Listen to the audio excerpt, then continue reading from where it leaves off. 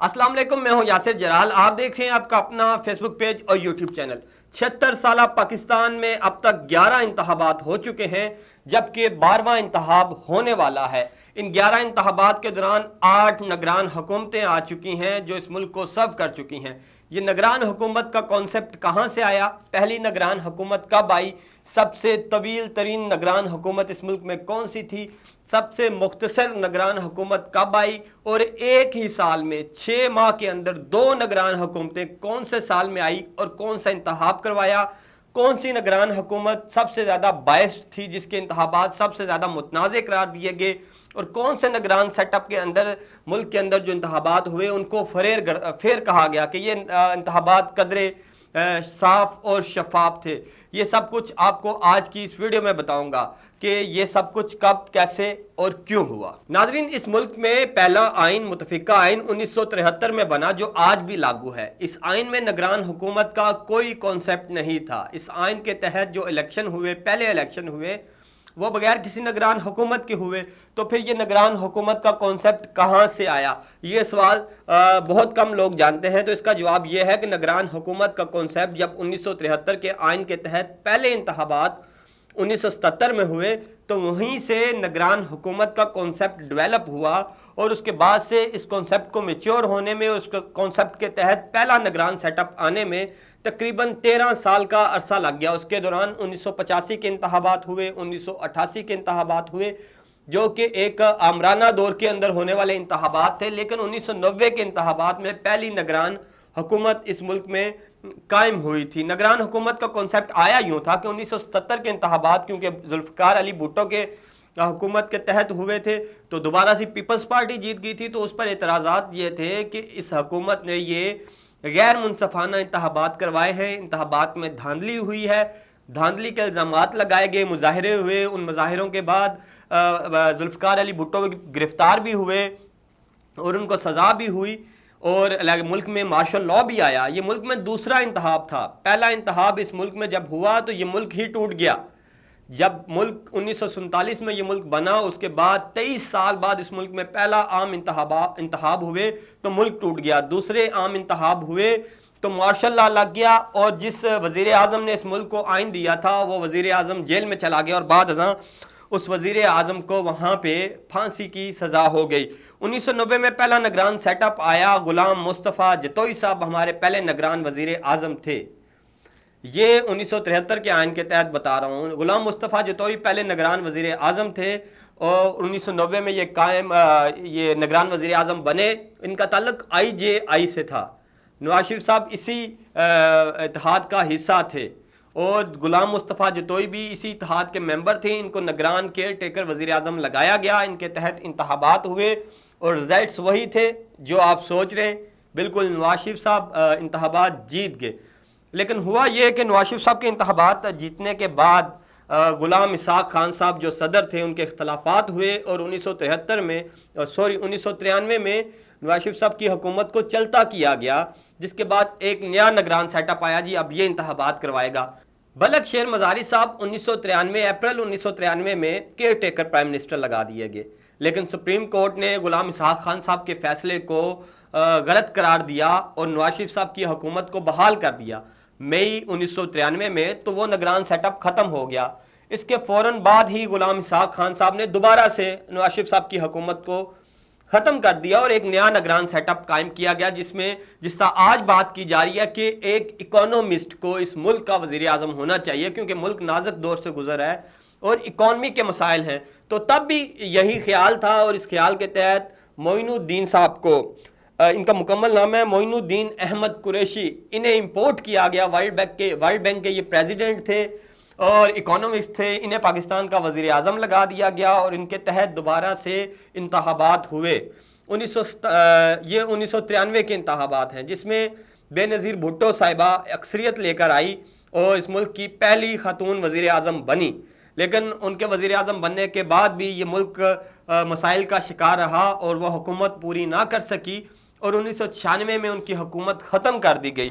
1996 में जब उनकी हुकूमत ख़त्म की गई तो मलक मेराज खालिद साहब को निगरान वज़ीर आज़म बनाया गया, जो कि 1997 तक निगरान वज़ीर आज़म रहे, और उन्होंने इंतखाबात करवाए اور ان انتخابات میں 1997 کے انتخابات میں نواز شریف صاحب جنہیں 1993 میں ہٹایا گیا تھا وہ دوبارہ سے وزیر اعظم بن گئے اور دوسری دفعہ اس ملک کے وزیر اعظم بنے وہ 1997 میں۔ اب یہاں پہ ایک نقطہ آپ نے یاد رکھنا ہے کہ 1997 میں جب نگران سیٹ اپ آیا جس کی سربراہی کر رہے تھے ملک معراج خالد صاحب، تو اس زمانے میں پی ٹی وی اور ریڈیو پاکستان ہی واحد سورس ہوتے تھے عام عوام تک انفارمیشن پہنچانے کا، خبریں پہنچانے کا۔ تو اس نگران سیٹ اپ کے دوران پی ٹی وی اور ریڈیو کو پروپیگنڈا ٹول کے طور پہ استعمال کیا گیا پی ایم ایل این کے، نواز شریف صاحب کے، اور اس کے تحت ہی وہ 1997 کے انتخابات جیتنے میں کامیاب ہوئے، کیونکہ مکمل بلیک آؤٹ کیا گیا بے نظیر بھٹو کا میڈیا سے، الیکٹرونک میڈیا سے، پریس سے، جس طرح آج عمران خان کا کیا جا رہا ہے۔ اس کے بعد نواز شریف صاحب 1997 کے انتخابات جیتے لیکن حالات اچھے نہیں رہے اور ان کو پھر چلتا کیا گیا 1999 میں، اور اس کے بعد 2002 میں اس ملک میں انتخابات ہوتے ہیں، اور 1990 کے بعد جو نگران سیٹ اپ کا سلسلہ شروع ہوا تھا وہ یہاں پہ ایک دفعہ ٹوٹ جاتا ہے، اور 2002 کے جو انتخابات ہوتے ہیں وہ پرویز مشرف صاحب اپنی نگرانی میں کرواتے ہیں اور وہ کہتے ہیں کہ یہاں نگران سیٹ اپ کی ضرورت نہیں ہے۔ اس کے بعد 2002 کے انتخابات کے بعد 2007 میں جب انتخابات کا معاملہ شروع ہوتا ہے، مشرف صاحب اپنا وڈرا کرتے ہیں، نئی جمہوری حکومت آنی ہوتی ہے، تو میاں محمد میاں سمرو جو ہیں پی ایم ایل کیو سے، ان کو نگران وزیر اعظم لگایا جاتا ہے اس ملک کا، لیکن وہ بر وقت انتخابات نہیں کروا سکے، اور یہ پہلا کیئر ٹیکر سیٹ اپ تھا جو طویل ہوا، جو 3 ماہ کی مدت سے اوپر گیا۔ جس طرح آج انتخابات کے ڈیلے کی بات کی جا رہی ہے، تو یہ 2008 میں انتخابات تاخیر کا شکار ہوئے تھے محمد میاں سمرو جب اس ملک کے نگران وزیر اعظم تھے۔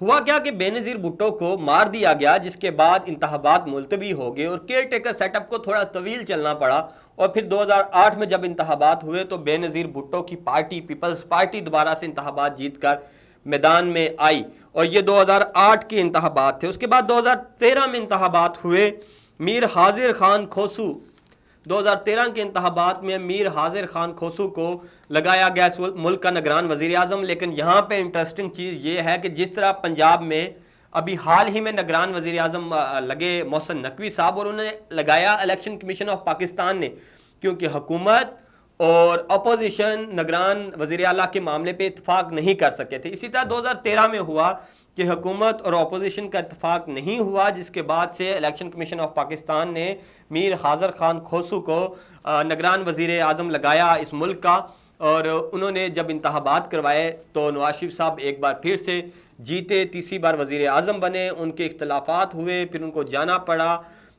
اور اس کے بعد سے 2018 کے انتخابات میں جسٹس ناصر الملک اس ملک کے نگران وزیر اعظم بنے۔ جب وہ اس ملک کے نگران وزیر اعظم بنے تو اس کے بعد عمران خان کی پارٹی جیت کر میدان میں آئی، عمران خان اس ملک کے وزیر اعظم بنے۔ اس الیکشن کو بھی متنازع الیکشن قرار دیا جاتا ہے اور کہا جاتا ہے کہ یہ الیکشن کو سیٹ کیا گیا، اس میں دھاندلی کی گئی، اس کے الزامات لگتے ہیں۔ 2013 کے انتخابات میں بھی دھاندلی کے الزامات ہیں، 126 دن کا دھرنا عمران خان کا آپ کو یاد ہوگا۔ تو اس طرح جو نگران حکومتیں آتی رہی اور ان کے تحت جو انتخابات ہوتے رہے وہ ہمیشہ سے متنازع رہے ہیں، اور نگران حکومتیں بھی ہمیشہ سے متنازع رہی ہیں۔ اب 2023 کے انتخابات ہیں اور اس کے لیے نگران وزیر اعظم اپوائنٹ کرنا ہے، جس کے لیے اتحادیوں نے فیصلے کر لیے، اپوزیشن سے مشاورتیں ہوگی، لیکن اس میں کون سامنے آئے گا یہ تحال فائنل نہیں ہو سکا جس وقت میں یہ ویڈیو بنا رہا ہوں، اور آپ جس وقت یہ ویڈیو سن رہے ہیں تب تک ملک کے 8ویں نگران وزیر اعظم کا نام فائنل نہیں ہو سکا۔ لیکن آپ کو ایک اور مزے کی بات بتاتا چلوں، وہ مزے کی بات یہ ہے کہ اس ملک میں سب سے طویل نگران سیٹ اپ جو تھا وہ 23 سال کا تھا۔ 23 سال تک یہ ملک نگران سیٹ اپ پر چلتا رہا، کیونکہ 1947 میں جب یہ ملک آزاد ہوا تو اس وقت جو گورنمنٹ آئی تھی جس کے گورنر جنرل قائد اعظم تھے، جس کے وزیر اعظم لیاقت علی خان تھے، یہ نگران سیٹ اپ تھا، یہ منتخب نمائندوں کا سیٹ اپ نہیں تھا۔ اس کو انگریز سرکار نے اپوائنٹ کیا تھا اس ملک میں نگران سیٹ اپ کے طور پہ۔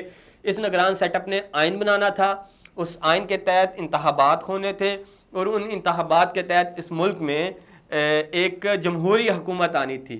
لیکن وہ آئینی انتخابات ہوتے ہوتے ہوتے ہوتے 23 سال کا عرصہ لگا، اور جب پہلا آئینی انتخاب ہوا اس ملک میں تو یہ ملک ٹوٹ گیا، اور ذوالفقار علی بھٹو اور شیخ مجیب الرحمان کی لڑائی نے اس ملک کو 2 ٹکڑوں میں تقسیم کر دیا۔ تو سب سے طویل ترین نگران کیئر ٹیکر سیٹ اپ جو ہے، جو کیئر ٹیکر سیٹ اپ ہے، وہ 1947 میں آیا، جس کے دوران مختلف فارمولے آزمائے گئے۔ 1956 کا آئین آزمایا گیا، پھر اس کے بعد 62 کا آئین آزمایا گیا، اس کے بعد 60-62 کا جو 58 کا آئین تھا ضیاء ایوب کے دور میں، پھر صدارتی انتخابات بھی ہوئے، اور یہ سب کچھ ہوتا رہا، لیکن جمہوریت نہیں تھی اس ملک میں۔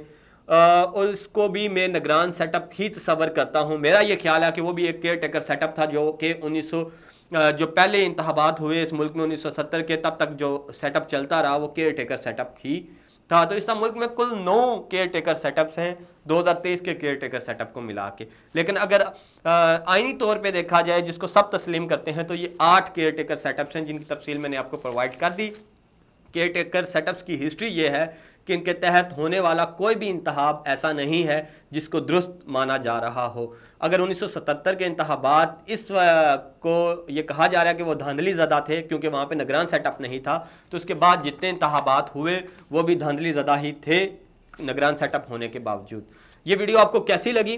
اچھی لگی تو کمنٹ باکس میں ضرور بتائیں۔ یوٹیوب پر دیکھ رہے ہیں تو سبسکرائب کیجئے، فیس بک پر دیکھ رہے ہیں تو لائک اور فالو کیجئے۔ مجھے اجازت دیجئے، اللہ حافظ۔